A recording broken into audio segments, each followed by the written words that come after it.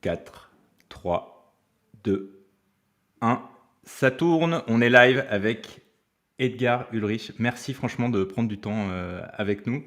Euh, J'ai une première question directement. Qu'est-ce que ça fait de se retrouver à 20 mètres de haut, pendu à son kite, au-dessus de la neige? Bon bah déjà ça me fait super plaisir d'être avec toi ce soir et voilà, on va faire un live en discutant de plein de petits trucs rigolos et j'espère qu'on va passer du bon temps. C'est bien euh, parti. ouais. Alors bah écoute, déjà faire des sauts à 20 mètres au-dessus de la neige, moi je trouve ça super rigolo.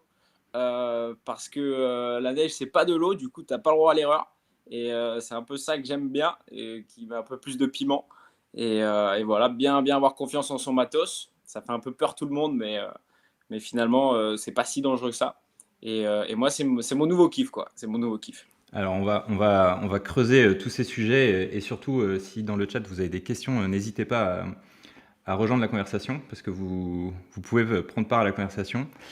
Euh, Est-ce que tu peux commencer déjà par te présenter pour les quelques-uns qui te connaissent pas, nous dire quel âge tu as euh, et comment tu te définis?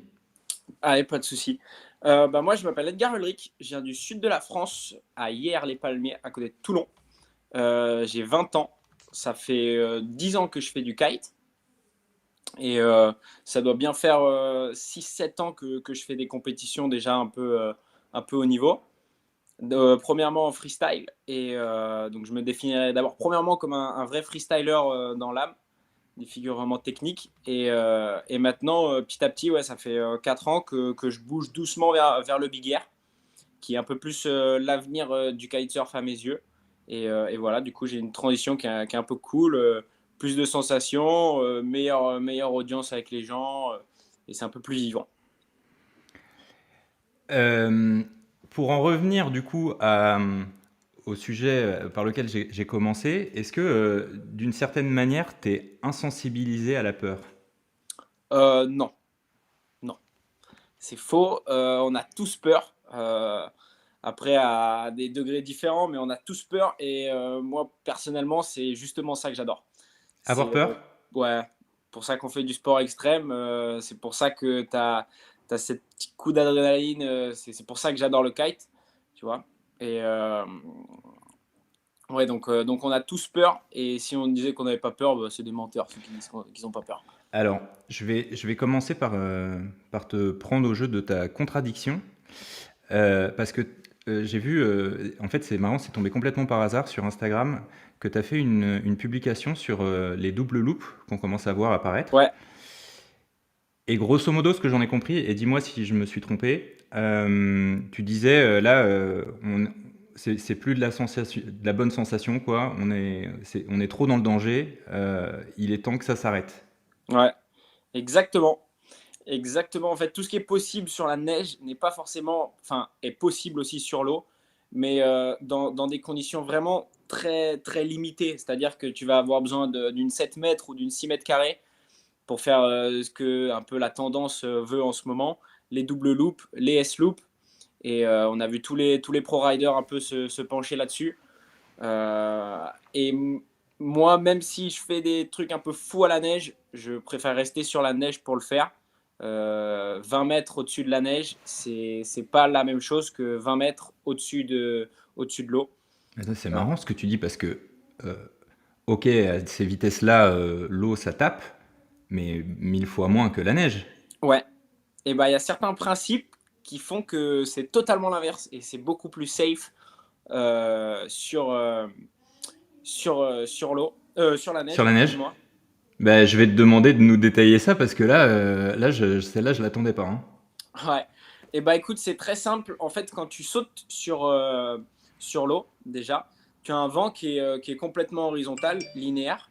Et donc, finalement, en fait, tu sautes et tu prends petit à petit la vitesse du vent. Donc, quand tu fais un loop, bah, déjà, tu accélères. Tu fais un deuxième loop, tu accélères un petit peu plus, mais vraiment pas grand-chose. Tu juste enlèves du temps de ta ressource. C'est tout ce que le double loop peut faire. Et quand tu es sur la neige, les phénomènes sont totalement différents parce qu'on est sur un vent déjà qui va vers le ciel, donc ta ressource est encore plus rapide. Et en plus, nous, on vole en reculant par rapport au vent. Donc, tu cumules une vitesse où finalement, quand tu vas faire ton loop, tu vas être à vitesse zéro. Et en plus, tu as une ressource qui monte plus. Donc, tu peux faire des S-loops. Théoriquement, tu peux faire des S-loops sur la neige en perdant 10 mètres. Alors que quand tu vas faire un S-loop sur l'eau, si tu fais un vrai S-loop, tu perdras vraiment beaucoup Beaucoup de d'amplitude, hauteur. entre Ok. 15 et 20 mètres, quoi. Et du coup, le fait qu'on voit débarquer ces figures au ras de l'eau, est-ce que, enfin, pourquoi est-ce que tu définis ça comme une limite atteinte en fait? Alors Les- déjà, je définis pas ça comme une limite atteinte parce que si je suis surtout allé avec ma 7 mètres, il y a peut-être un moment où j'essaierai de pousser aussi dans des trucs comme ça, mais il faut pas après s'amuser à prendre le risque de faire ça en 9, en 8, etc. Ça marche vraiment pas. J'ai essayé, ça tape fort. J'ai pu enlever ma planche avant de tomber, etc. Donc c'est top, mais si certains veulent s'y essayer, vraiment, je déconseille, je déconseille. Et ouais, je veux pas trop non plus, de mon côté, pousser ma progression et mes limites là-dessus. Parce qu'à partir du moment où tu fais un double loop, ton deuxième loop a vraiment un potentiel de s'arrêter complètement. Et Ah, c'est parce qu'en fait, t'es tellement dans le sens du vent que finalement, t'as plus autant de tension dans les lignes qu'il faudrait et en fait, ton exactement, kite est moins réactif, quoi. exactement. Et puis en fait, quand on fait nos loops, on est dans la montée et on tire le loop. Donc tout se fait dans la montée et il y a une certaine vitesse montante. Et du coup, le kite a plus de facilité à ressourcer. Et en fait, quand tu vas faire un deuxième loop, tu as le temps de monter, faire le premier. Et puis là, tu commences à redescendre, que tu as encore le deuxième loop qui est dans sa phase. Et au moment où tu redescends, c'est là où souvent on n'a plus de tension dans les lignes après notre loop, tu vois. Et donc à ce moment-là, si ton kite est en mouvement, déjà il tourne beaucoup moins vite, il s'arrête presque et il peut justement s'arrêter complètement. Mais c'est quoi la sensation que t'as quand t'es à 20 mètres du sol et que tu fais ça? Et bah, elle est pas si incroyable que ça. C'est juste que ton moment d'arrêt est un petit peu plus long. Mais en fait, moi, j'ai juste trouvé ça une course un peu au danger. Voilà, montrer un peu qui c'est qui a le courage d'envoyer. Mais est-ce que c'est Et pas le jeu ouais, alors, ouais, de manière globale, je veux dire? c'est un peu le jeu. Oui, c'est totalement ça. C'est même complètement le jeu. Enfin, si on Euh, regarde, je pense, des compétitions de kite d'il y a 10 ans, je pense que plus personne doit être vraiment très impressionné par ça. Il y a peut-être beaucoup d'amplitude, mais c'est tout. Quand on voit ce qu'on fait maintenant, hmm, finalement, ça a été que ça. C'est des mecs qui ont posté des trucs sur Instagram et du coup, ça fait monter le niveau. ouais, exactement. Ouais, mais donc, étant donné que c'est le jeu, la prochaine fois, c'est qu'il en passe 3, non? Non, je pense pas ça physiquement possible. Physiquement, je pense pas ça possible. Mais ouais, du coup, c'est un petit peu le jeu. Je vais y revenir sur. C'est un peu le jeu, mais voilà, le jeu est vraiment trop risqué. Enfin, de ma part, c'est-à-dire qu'en fait, si tu veux faire ça quand il y a 30 nœuds, ça marchera pas pour moi. Enfin, ça ne fonctionne pas. T'as pas assez d'amplitude, t'as pas un kite assez petit qui tourne assez vite. Donc, tu es limité là-dessus. Et tu es limité sur vraiment, encore, je te le répète, une petite condition. Et c'est trop dangereux, en fait, d'aller jouer là-dedans, quoi. Et donc, pour toi, c'est des figures qui vont pas devenir des normes? Pour ma part, non. Ok. Pour ma part, non. Je compte pas les. C'est pas dans ma liste des figures à faire en compète, etc. J'attends vraiment rien là-dessus. Voilà, je compte pas non plus les filmer, etc. J'avais dit en story que voilà, j'avais posé des double loops et des S-loops des deux côtés là à Barcarès il y a 2 semaines. Et j'avais pas forcément voulu filmer Ouais, moi non dessus, plus. etc. Moi non plus, moi je passe tous mes jibes en foil et j'ai pas forcément envie de tous les filmer. Je comprends très bien ta stratégie, hein, j'ai la même. Euh, Est-ce que tu peux me dire comment tu fais du coup pour repousser sans cesse la limite sans y laisser ta peau? Alors on essaye de faire tout ce qui est dans notre conscient, dans ce qu'on veut vraiment faire quand on a les pieds sur terre. Parce que en snowkite, c'est la seule partie où c'est vraiment un peu mon côté un peu plus extrême qui ressort. Et à partir du moment où tu commences ton vol de pente, ton cerveau réfléchit plus et c'est toutes tes sensations qui te guident, quoi.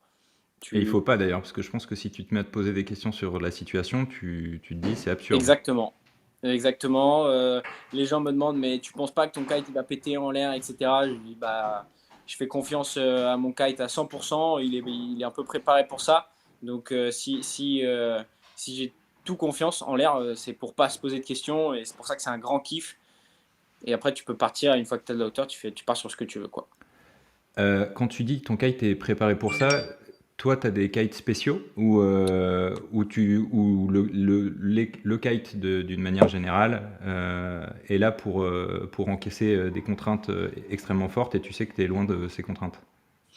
Non, alors les kites sont là. Au début, j'ai toujours fait avec des kites de série normaux. Par contre, j'ai deux, trois petites règles, c'est-à-dire le kite ne doit jamais avoir vu le sable ni le sel. Donc, c'est pas un kite qui a raidé sur l'eau, ni à la Pour- plage, ni partout. Donc, j'ai un quiver de kite dédié que pour le snow kite, Ok. qui sont dans mon garage au sec, qui ne dorment pas à l'humidité. Ils sont vraiment bien entretenus. Je les sors de la session, je les roule, enfin, ils sont vraiment au top du top. Euh, Avant de voler avec chaque kite, je m'amuse à descendre un peu dans la pente et mettre un loop juste en glissant sur la neige pour mettre un gros coup de tension avec un coup de ski. Et ça met un coup de tension. Je vois si le kite tient plusieurs chocs, si les lignes aussi tiennent. Et voilà, donc le kite est moins sollicité à la neige que sur l'eau. Un kite, quand il vole à 40 nœuds et que tu fais des énormes loops, bah là, ça tire un peu plus fort quand même dans ton harnais que quand on fait des vols. Et question matos, qu'est-ce qu'on a d'autre? On a les harnais. On est en baudrier d'escalade. J'ai aucun harnais Ok. de kite parce qu'on ne fait pas encore confiance à 100% au harnais de kite. On en a vu s'ouvrir sur l'eau ou plein de petits pépins. Ruben Lenten, Exactement. lui, d'ailleurs, c'était pas son harnais, je crois. C'est ton chicken loop, lui. Ouais, C'est exactement. ça. Ouais. Bah donc, On ouais. a, on a donc un baudrier d'escalade et ensuite chicken loop, pareil, c'est doublé. Enfin, moi j'ai un système avec deux chicken loop de largueur, ce qui fait que mon kite, je peux toujours rider en sécurité et larguer si possible. Sauf que si j'ai la partie de mon chicken loop qui casse, qui s'ouvre ou qui fait n'importe quoi, j'ai une deuxième partie qui est accrochée, bien solide. Et de toute façon, toi, dans quelles conditions est-ce que tu aurais besoin de larguer en montagne? Parce que Ça à ton m'arrive de niveau, péter des lignes. ah oui, Et ok, là, pour le coup, tu largues. En fait, j'ai le kite qui est passé derrière la montagne quand je ridais. Et tu as des turbulences et ça tire un petit coup, paf, les lignes sont pétées avec la neige. La et neige, ça, elle est un peu, ça coupe. ah ok, c'est pas la tension, c'est Ouais, le, non, c'est la neige avec le vent. Et s'il fait bien froid, ça cristallise, ça fait des petits cristaux de neige. Et là, quand ta ligne, elle passe dessus, bah, ça pète, c'est quoi. la coupe nette quoi. Mm. Euh, et donc du coup, ça veut dire que avant de t'envoler, pareil, t'as fait super gaffe à comment t'as fait voler ton kite avant, et t'es certain qu'il est pas venu taquiner la Exactement. neige. Et si t'as le moindre doute, t'y vas pas quoi. Si j'ai le moindre doute, je remplace. Je prends un autre kite, je sais pas grave, je mets une taille en dessous, une taille au-dessus. C'est le kite, c'est pas les lignes, la Alors partie la plus les sensible? lignes à chaque fois que je pars à la montagne, si je pars une semaine, bah, j'aurai 5 ou 6 jeux de lignes que j'utilise. Si j'ai roulé mes lignes et qu'elles ont un peu trop traîné sur la neige ou j'ai fait un loop, la ligne a un peu touché la neige, etc. Bon, celui-là, j'enlève le jeu de ligne, celui-là, il ira naviguer dans l'eau. Ok. Et sinon, je change un jeu de ligne tout neuf que à chaque fois, bah, du coup, je reteste, je mets des coups de tension dessus et je vois si ça tient. Est-ce que tu t'es déjà blessé? C'est une question d'Alex. Je peux les faire apparaître à l'écran, c'est magnifique. Et qu'est-ce que tu t'es cassé? Alors, je me suis encore Et pas du rien tout cassé. désolé. Attends, je me permets la question n'est pas du tout intrusive et surtout faites-vous plaisir. Le but que ce soit en live, c'est justement que tout le monde puisse participer. Ah ouais, bien sûr, poser plein de questions, on va tout y répondre. Alors, je me suis encore rien cassé, je touche du bois. Je me suis pas blessé particulièrement. En freestyle, j'ai eu par contre quelques petits problèmes au genou, notamment avec mes ménisques des deux côtés. Puis ça m'est arrivé à 17 ans, je commence à avoir un peu mal. Donc j'ai dit, je lève un peu le pied sur le freestyle et je vais plus m'orienter sur le big air, en plus qui m'apporte plus de sensations. Donc, je me suis encore jamais blessé. J'ai pris un KO, sinon, dans l'eau. Ça, c'était un peu la partie la plus flippante que j'ai pu avoir, mais non, sinon, jamais de blessure. Ok. Euh, Moi, je voudrais juste terminer ce petit tour sur la neige là, que tu nous emmènes faire. Mhm. Euh, c'est quand même complètement con. Enfin, ce que je veux dire, c'est que c'est que c'est qu'on on est d'accord que le matos, il est pas fait pour ça. Et tu parlais Ouais. d'une ligne qui casse, même si tu nous as dit que tu prenais toutes les précautions qu'il faut et que si tu as le Mhm. moindre doute, tu remplaces. T'as zéro, enfin, si ça se passe mal, t'as zéro, t'as zéro, Il n'y a pas d'issue. voilà, t'as pas de parachute, T'as pas pas d'issue, de, on n'a rien. Voilà, peut-être je vais penser à mettre un parachute si je fais des sauts vraiment très très très très haut. On va dire entre 400 et 1000 mètres. J'aimerais bien me mettre un peu là-dessus. Mais non, sinon aucun parachute. En fait, dans tous les cas, t'as pas le temps en fait d'ouvrir un parachute. Si tu es à 25 mètres ou 30 mètres, le parachute il a pas le temps de s'ouvrir.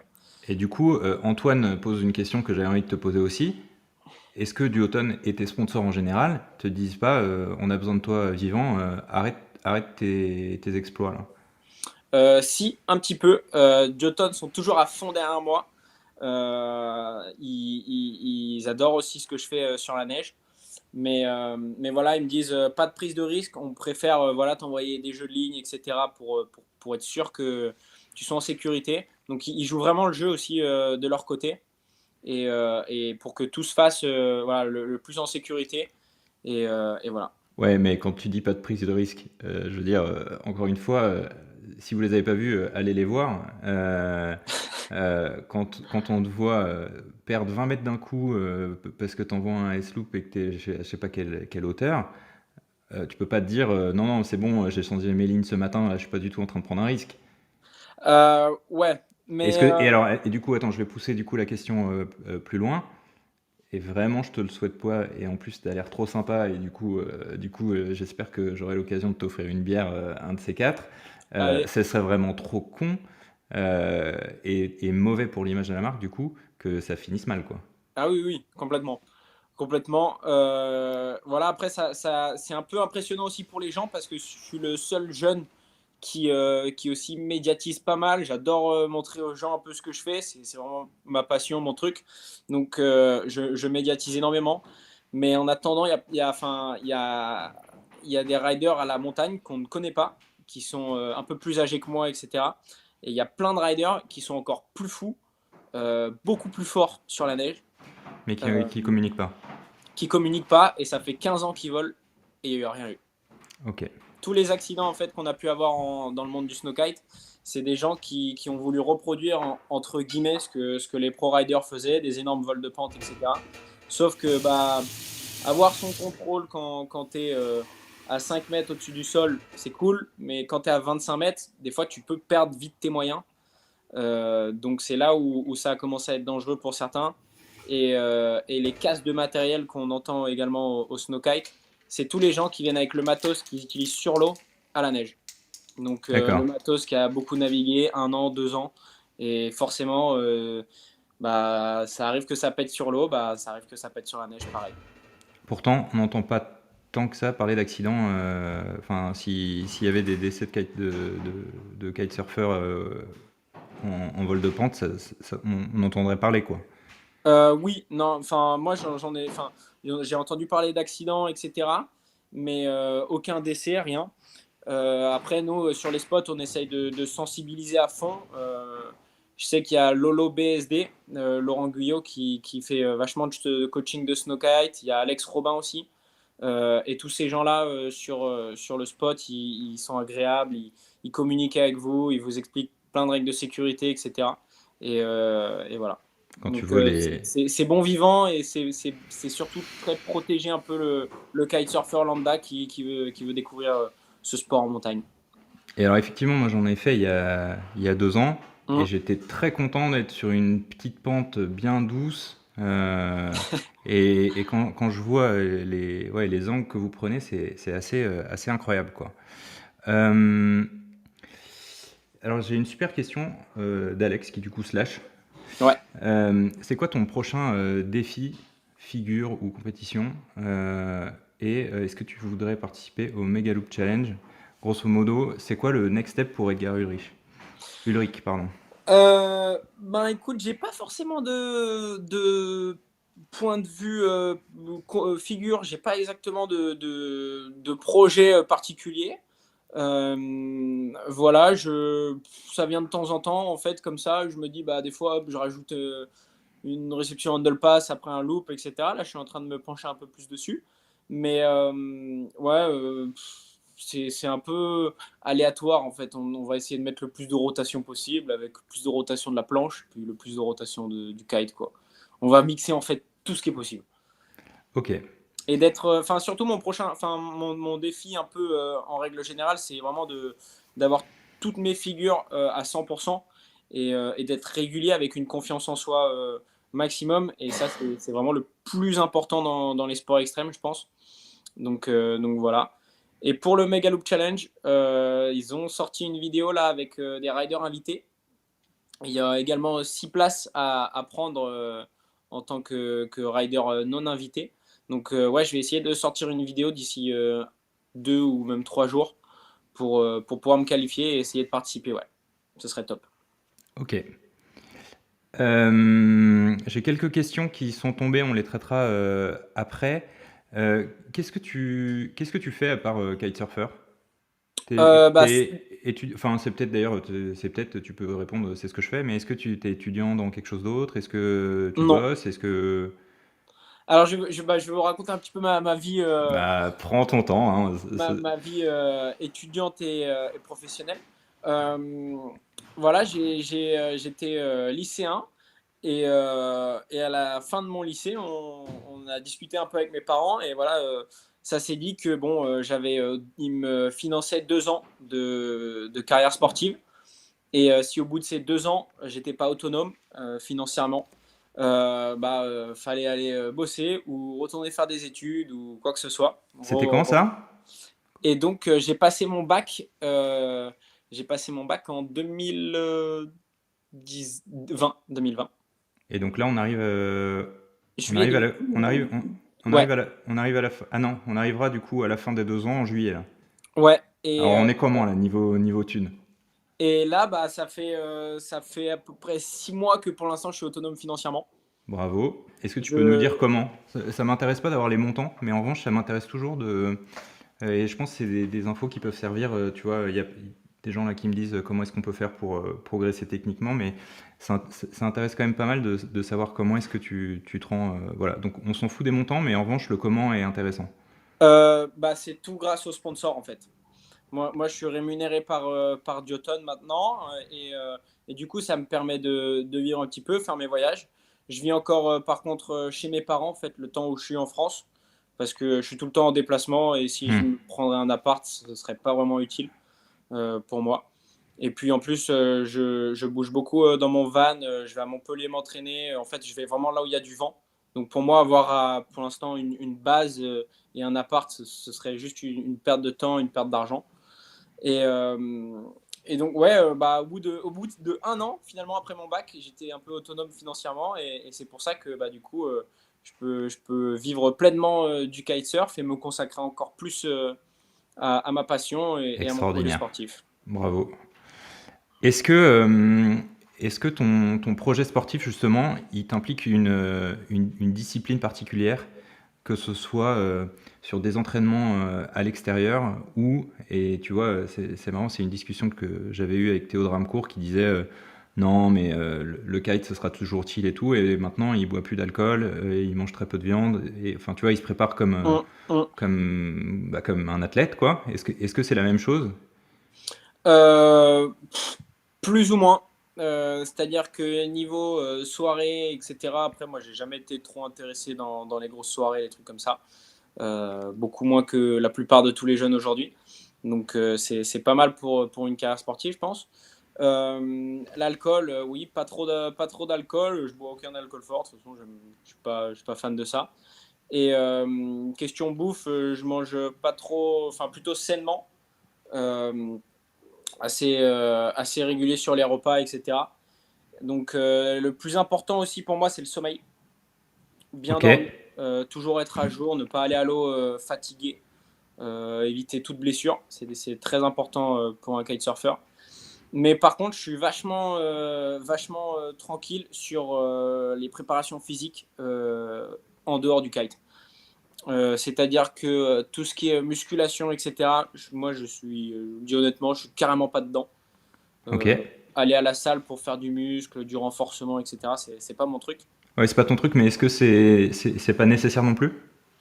Euh, pour Pas l'instant, Ok. pour moi, ça n'a jamais été nécessaire.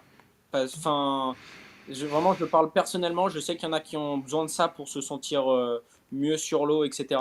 Moi, c'est pas du tout ça qui fait que je vais être le meilleur sur l'eau. Par contre, ouais, il faut avoir forcément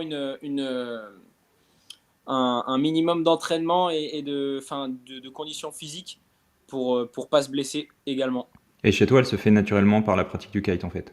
Le kite, ou alors quand il n'y a pas de vent, en fait, je cumule avec d'autres sports d'extérieur, donc le vélo, le parapente maintenant. Donc je fais de la rando, etc. pour le parapente. Ok. Et, donc en fait, j'utilise tout le temps mon corps, quoi. Hmm. Je suis jamais immobile.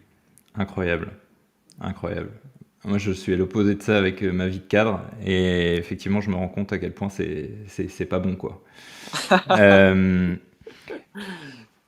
un petit mot, encore une question d'Alex qui décidément se lâche, mais je voudrais creuser aussi cette partie sponsor. Est-ce que c'est Duotone qui est venu te chercher, qui t'a fait une proposition, ou c'est toi qui leur a dit voilà, je fais ça, est-ce que ça vous dit de me sponsoriser?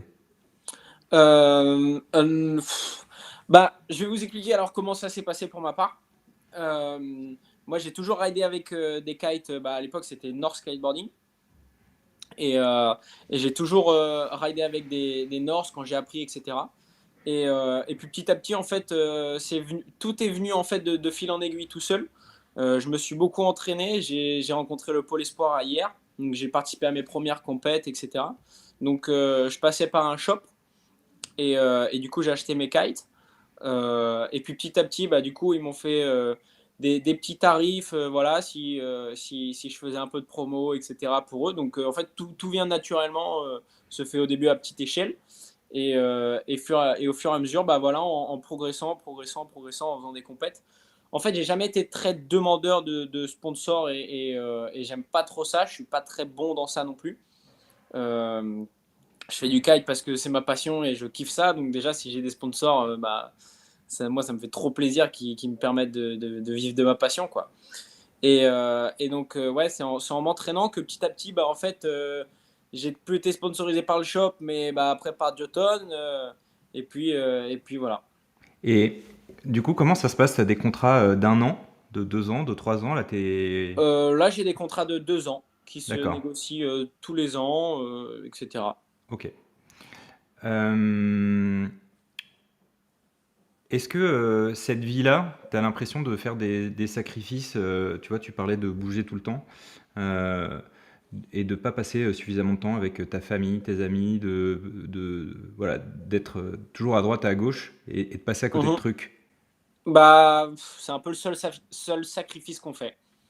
C'est le seul petit point pas trop cool de cette vie-là de sportif. Et ben ouais, c'est exactement ça. Tous les liens qu'on fait à la maison, etc. C'est un peu plus dur à entretenir, etc. Donc voilà, dès que je suis à la maison, j'essaie d'être le plus présent possible et d'organiser le plus de choses avec mes amis, etc. Mais ouais, c'est le seul petit bémol en fait du sportif au niveau. Mais bon, après, on a tellement la vie entre guillemets de rêve Oui, ça je te confirme, ouais. Mais c'est. justement, c'est ça que j'essaye de démystifier un peu. euh, et ça l'est peut-être sûrement, mais voilà, c'est un peu des questions qui reviennent. Dans quelle mesure cette vie de rêve, elle a une autre face que nous on voit pas et qui est parfois pesante et dont on parle pas. Non, Pas à ce enfin, point-là, quoi. de ma part, Ouais, c'est ouais. vraiment la vie de rêve. Ok. C'est vraiment la vie de rêve. Mais après, parce que j'ai la chance d'avoir, bah, vous avez sûrement vu avec toutes mes vidéos, il y a Val, Pipa, etc. On est des jeunes et on voyage tous ensemble. Donc, on, bah là, ça fait plusieurs mois que je suis un peu seul pour m'entraîner, etc. Donc, c'est un peu dur de garder sa motivation. Mais Mais on voyage, on bouge tout le temps. Donc, enfin, moi, je remercie tous les jours mes sponsors de me suivre là-dedans, quoi. C'est qui May? Ion et Jotun. Ok, la même boîte du coup, hein. Ouais. Mais d'ailleurs, question, c'est quoi la contrepartie que tu leur dois pour ce contrat de sponsoring? Ils te soutiennent et en échange, Et en échange, ma partie, c'est promouvoir tous leurs produits. Donc, bah, c'est pour ça que je fais toutes mes vidéos sur les réseaux sociaux. Je dois poster un maximum, etc. Créer le meilleur contenu. Ça, c'est un peu le boulot hors de naviguer qu'on fait le plus. C'est voilà, créer du contenu. Ça nous prend pas mal de temps finalement. Euh, mais ouais, c'est ça la contrepartie. Et puis, être surtout, qui est très important, c'est être disponible avec les gens. Donc, vraiment discuter, avoir le bon contact, etc. Être surtout un rider aimable. C'est ce que les sponsors aussi adorent un peu. et du coup, est-ce que c'est chiffré par exemple? Ils te disent il faut qu'à la fin de l'année, tu aies gagné X milliers d'abonnés. Ou c'est juste un contrat tacite où en bonne intelligence, il faut que tu représentes la marque et ensuite ils jugent. Enfin, Ouais, pour moi, c'est pas chiffré. Enfin, si, il me demande 2 à 3 posts par semaine sur Instagram. ça va. Et ouais, c'est largement en capacité. Mais bon, après, des fois, c'est pas forcément si facile que ça. T'as Parce déjà que. fait un montage de vidéo ou pas?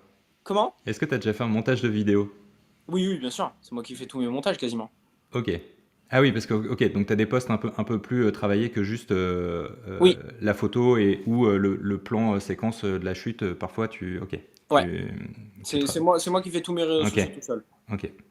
Et donc, ouais, qu'est-ce que je te disais déjà? On parlait du fait que ce soit chiffré. T'avais l'air de Ouais, donc sous-entendre que ouais, je pour suis, je certains, suis c'était peut-être à, le à cas. 2-3 posts par semaine sur Instagram. Mais sinon, c'est pas chiffré. Et enfin, on est souvent en contact. Moi, je suis souvent en contact avec mon team manager, etc. Donc voilà, si je fournis pas assez de travail, etc., bah, normalement, tu reçois un message. Bon, ça m'est pas encore arrivé, mais tu Ok. reçois un petit message. Ouais, faut un peu se bouger le cul, faut poster, quoi. Mais est-ce Et que, est-ce que, est-ce qu'une vidéo d'un S-Loop à la montagne, ça vaut pour, tu fais un post et c'est bon pour le mois, quoi, tellement ça buzz. non, non, non, Ouais. parce que ce qui est important sur les réseaux, bah, tu dois bien connaître aussi, mais voilà, c'est quand on poste régulièrement. Ouais. On reste toujours pas mal dans les stats des réseaux sociaux. Et c'est comme ça que ça marche le mieux finalement. Donc, ouais, même si on fait des fois des gros trucs, et ben, il faut toujours mettre du contenu, du contenu, du contenu. Ok. Est-ce que eux, en contrepartie, à part donc le matos et cette contrepartie financière, ils te mettent à dispo je sais pas, un coach, un entraîneur? Tu vois, tu disais là, je suis plus en contact pour le moment avec Val et Pipa, et du coup, il y a moins cette émulation. Hum. Euh, Est-ce que tu es accompagné par une personne dont le job, c'est de t'accompagner? Oui, j'ai un préparateur mental. Ça fait quoi, un préparateur mental? C'est je saurais même pas exactement comment t'expliquer, mais, C'est un mec qui est très bien payé, mais on sait pas ce qu'il fait. si, en tout cas, ce qu'il fait, c'est incroyable.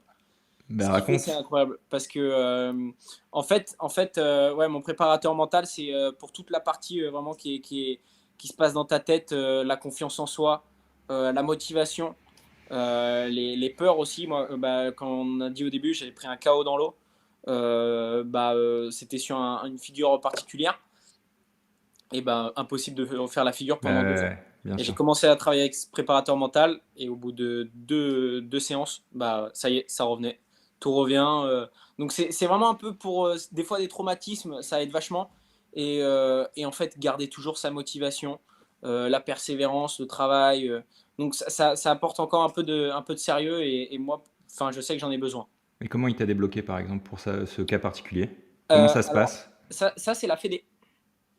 Oui, oui, mais la Fédé qui te met cette personne à disposition. Oui, oui. Mais ensuite, comment est-ce qu'il adresse ce problème? Tu vas le voir en disant, bah voilà, j'ai pris un KO il y a 2 ans, j'arrive pas à repasser cette figure. Qu'est-ce que vous faites ensemble? Euh, on fait des séances d'imagerie, donc c'est un peu rigolo, mais tu fermes les yeux, tu viens imaginer, tu fais plein de petites séances un peu comme ça. Enfin, moi, je sais que ça marche très très fort sur moi. Donc j'adore ça, quoi. Ok. Euh, on va passer sur une petite rubrique que j'ai ajoutée à ces lives qui n'existait pas avant et qui n'est pas du tout là pour être moralisatrice, surtout pour une personne comme moi qui poste sur YouTube et le streaming n'est écologiquement pas au top. Mais j'imagine que tu dois passer une bonne partie de ta vie dans des avions. Euh, et comment est-ce que tu vois en fait cette espèce de paradoxe parce qu'aujourd'hui on sait que l'avion c'est pas idéal pour les émissions de gaz à effet de serre. Mm. Comment est-ce que tu vois cet ajustement? Est-ce que tu te dis bon bah, moi c'est mon job donc de toute façon j'ai pas le choix. Est-ce que tu sens que l'organisation de l'industrie fait des efforts pour j'en parlais l'autre jour, concentrer des compétitions à un moment pendant des longues durées à des endroits pour éviter que toutes les 2 semaines, tout le monde traverse la planète. Non, Euh, non, on a rien de tout ça. Déjà, nous, pour la partie Big Air et freestyle, les événements, bah, déjà, si on peut avoir des événements, c'est déjà le mieux. Parce que trouver des sponsors qui veulent sponsoriser des événements vraiment de sport 100% d'expression, c'est dur. Donc, ouais, c'est souvent à droite, à gauche, et on voyage en avion. Voilà, moi, je prends souvent l'avion. Ça me fait un peu chier parce que ouais, je kiffe un peu ma planète, je fais attention un peu à tout. Mais voilà, je sais que bah, un truc où je pourrais, enfin, potentiellement, pour l'instant, je peux pas changer. ouais, C'est ouais. voilà, je prends l'avion et je sais que, enfin, c'est affreux, hein, mais T'as pas de solution j'ai alternative, quoi. ouais, j'ai aucune solution alternative. Puis même, je prends ma voiture, je fais des allers-retours entre hier et Montpellier, machin. Enfin, Ça, c'est pas très écolo tout ça, ouais, mais on va pas non plus te demander de tout faire en vélo. Je parle de l'avion parce voilà, c'est spécifiquement très, très compliqué. Et c'est vrai ouais, que on voit beaucoup sur Instagram des types comme toi qui sont 2 semaines à un endroit, 2 semaines plus tard, ils sont 6000 ouais. km plus loin, et ensuite ils reviennent au même endroit. Euh, et en fait, c'est vrai que je vous comprends tout à fait. C'est qu'il y a un moment, bah, si c'est ton job, tu dois y aller, quoi. Euh, Mm. T'as dit un truc intéressant. Il n'y a pas assez d'événements pour toi? Euh, c'est, Ça a été très très dur les 6 dernières années dans le monde du freestyle. On a eu des tours qui ont fonctionné, qui ensuite se sont détruits au bout de 1 ou 2 ans, ce qui est très rapide. Donc c'est très dur de faire un peu suivre les gens, de médiatiser ça correctement, de débloquer des bons budgets pour des vrais événements. Euh, et là, on a le GK qui commence à être vraiment pas mal sur le freestyle, des bons budgets. Il y a un live, donc tout le monde peut suivre Hmm, correctement. hmm. C'est pas trop mal médiatisé, c'est bien fait. Nous, on a une bonne alchimie avec l'organisation, etc. Donc voilà, on va essayer de garder ça le plus longtemps possible. Ils se mettent petit à petit maintenant au Big Air. Il y aura une étape, il y aura un championnat du monde Big Air cette année à Tarifa. Ça va être une première pour le GK, du coup, de mettre du 100% Big Air. Mais voilà, c'est le seul maintenant partenaire qui peut faire l'effort depuis 2 ans et qui tient la route pour l'instant. Alors, j'ai une question dans le même style de Baptiste je suis pas sûr d'avoir exactement compris la question, mais tu vas peut-être pouvoir m'aider. Quelles sont les raisons de la faillite du Big Air français en compétition? Euh, des riders pas spécialisés. Ça veut dire quoi? Que la France est mal représentée sur cette discipline-là? Non, alors je pense que la faillite, c'est parce qu'on n'a pas été très bon, on va pas se le cacher. Mais qu'est-ce que ça veut dire la faillite? C'est qu'il n'y a plus d'événements ou qu'il n'y a plus de Baptiste, on participants? comprend pas trop ce que c'est la faillite.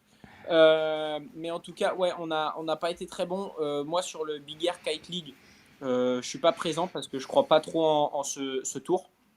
Je sais que les juges sont pas payés, etc. Il y a plein de trucs qui sont pas vraiment très cool, que j'approuve pas trop pour un vrai tour.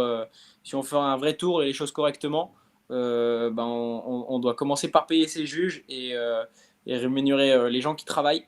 Mais est-ce que parfois il y a pas le choix parce que justement, enfin on le voit quand même, on n'est pas dans une discipline où les moyens pleuvent, comme ça peut être le cas, je dis n'importe quoi, dans la voile de course où Oui, tout se oui, chiffre oui. en millions. Enfin, le bénévolat, ça existe partout d'ailleurs. Ça existe, sauf que quand il y en a qui bossent en bénévolat et d'autres qui récupèrent les thunes de l'event, c'est Ah, pas cool, quoi. ok. Donc en fait, Les ressources sont mal distribuées, quoi. Ok. exactement.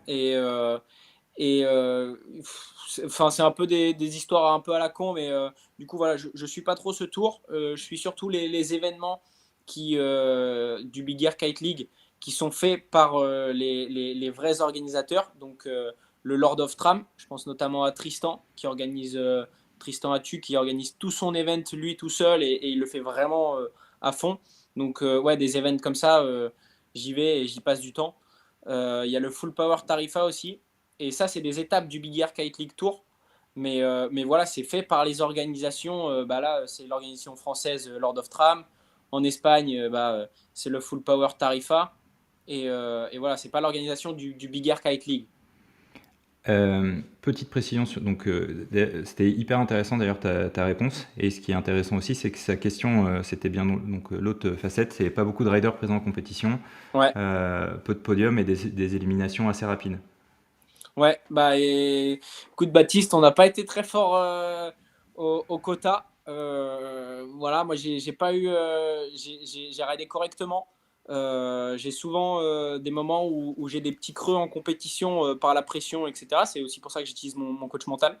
Mais oui, honnêtement, on n'a pas été très très bon sur les compètes. Enfin, du moins aussi pour ma part, voilà, je vise des top 3 ou gagner tous les events là. Et pour l'instant, j'ai rien fait de tout ça. Donc, enfin, moi personnellement, je suis pas satisfait du tout. C'est pour ça que je suis à fond là pour l'année qui vient. Mais ouais, Baptiste, écoute, si t'es supporter français, bah écoute, je suis désolé. Mais voilà, je te promets de donner tout ce que je peux, du moins pour vous faire kiffer. Est-ce que, est-ce qu'il y a des sujets que tu veux aborder là? J'ai encore des questions du public mais là c'est le moment d'Edgar. Bah écoute, moi mon sujet que je voulais aborder c'était les S-loops sur l'eau qu'on n'avait pas noté, mais finalement on est allé d'entrée de jeu dessus. Donc ouais, ça me va. On a fait pas mal le tour pour moi, mais s'il y a des questions, Ah mais on alors peut carrément y répondre. j'en ai encore plein et surtout continuer à les poser dans le chat. Et une très très bonne question de Fab qui dit, attends pardon je te l'affiche, quel conseil est-ce que tu donnerais à des jeunes pour qu'ils se mettent pas en danger en essayant de faire comme vous? Euh, le danger, il sera toujours là. Que tu t'entraînes en big air, en freestyle ou quoi que ce soit, tu peux te blesser. Ça fait partir de tous les sports extrêmes. Les mecs en vélo, bah, ils se pètent des épaules, ils pètent des trucs. Nous, c'est un peu pareil. On pète des jambes. Moi, j'ai pas eu la chance, enfin, j'ai pas eu encore le malheur de me casser les jambes. Mais pour pas se mettre en danger, c'est pas brûler les étapes, je dirais, pour pas se mettre trop en danger. Et s'entraîner vraiment intelligemment. Donc voilà, comme j'ai expliqué un peu au début, pas de soirée, pas trop de. Si tu es fatigué, bah, tu vas pas naviguer, tu vas pas faire le dingo juste parce qu'il y a un appareil photo ou parce qu'il y a les copains qui regardent. Donc voilà, nos entraînements, c'est pas mal cadré. Je sais que je suis efficace 40 minutes à peu près. Et après, mon entraînement, je fais 10 minutes pour du plaisir et puis il est fini, quoi. C'est pas des sessions Tes sessions, elles durent jamais plus d'une heure? Ouais, rarement. Rarement. Rarement. Ah c'est Si je suis ouf. dans des endroits magnifiques, oui, parce Ok. que je fais une partie intense et après je fais une partie kiff où Ouais, je peux ouais. taper dans les mangroves, les trucs, mais Ouais. sinon c'est pas très long, quoi. Si t'es fatigué, tu t'épuises, bah tu peux te blesser. Et tu peux en faire combien dans la journée? Deux? 2 sessions Deux. Ok. Ok. max. Super intéressant. Euh, alors, une autre question, du coup là ça va être un peu fouillis. Est-ce que, alors je sais pas si c'est est-ce que, mais visiblement tu doubles tes brides quand tu fais du snow kite. Non, Faux. c'est pas vrai. Je double pas mes bridages. Par contre, je suis à la recherche de. Là, j'ai trouvé des nouveaux matériaux de ligne qui sont pas fournis par Duotone pour remplacer les bridages actuels et même les lignes. Les lignes de kite résistent à 330 kg. Les bridages à 300 kg, je crois. Donc, ouais, là, j'ai trouvé des matériaux qui résistent 500 kg pour la même épaisseur. Donc, voilà, je bosse un peu dessus pour mettre ça sur mes nouveaux kites. Mais non, je ne double pas le matériel. Parce que avec les histoires de SLS, etc., ils essayent de gagner de l'épaisseur de partout. dons-là et toi, pour toi, ça devient problématique, c'est ça? Non, les bridages pour l'instant, j'en ai cassé aucun. C'est pas forcément le plus important. Euh, Ce qui était sur les SLS, c'était surtout les bladders intérieurs qui avaient été encore affinés. Mais finalement, on est revenu sur quasiment des bladders normaux en épaisseur pour finalement le moins de problèmes sur les kites parce qu'on s'est vu que on a vu que faire un kite ultra performant, c'est possible. On a fait des kites ultra légers, mais ça devient trop fragile et certains se plaignent, ce que je comprends. Mais il faut aussi comprendre que du coup, quand tu achètes un vélo en carbone, Ouais, ouais. c'est pas aussi solide que quand tu achètes un vélo en alu, quoi. Donc forcément, tu peux être content, etc. Mais il faut savoir que ton vélo en carbone, il est plus fragile. Euh, Qu'est-ce que tu penses de l'avenir du kite? Alors, je pense pas qu'on parle de l'objet volant, mais plus du twin tip, quoi. Quand on voit Ouais. l'essor des wings et du foil, tu pratiques un peu le wing ou le foil? J'ai essayé un peu la wing. J'ai pas trop accroché. Ok.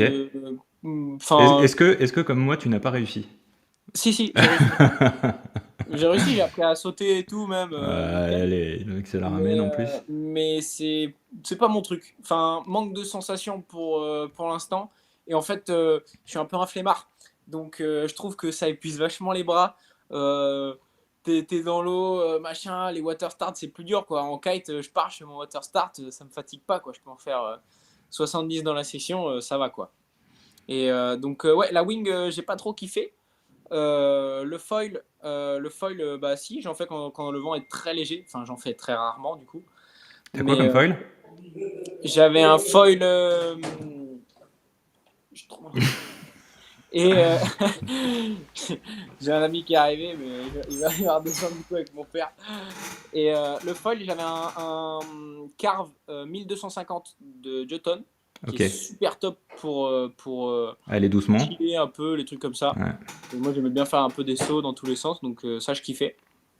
Mais, euh, mais voilà, ouais, moi, mon truc, c'est vraiment faire du big air et du freestyle. Quand le vent est léger, freestyle. Quand le vent est fort, big air. Alors, excellente transition. Euh, Est-ce pénalisant de continuer le freestyle et le big air en même temps? On voit de plus en plus de riders qui ne font qu'une discipline. Alors, je ne sais pas si la fin de la question est vraie ou fausse, mais comment tu jongles Il a entre les raison. deux, quoi? Il a raison encore, Baptiste. Donc, si tu veux être vraiment le meilleur dans une discipline précise, il faut s'entraîner dans une discipline précise. Je vais pas faire du foil si je veux être le meilleur en big air. Et donc voilà, je fais le plus possible de big air.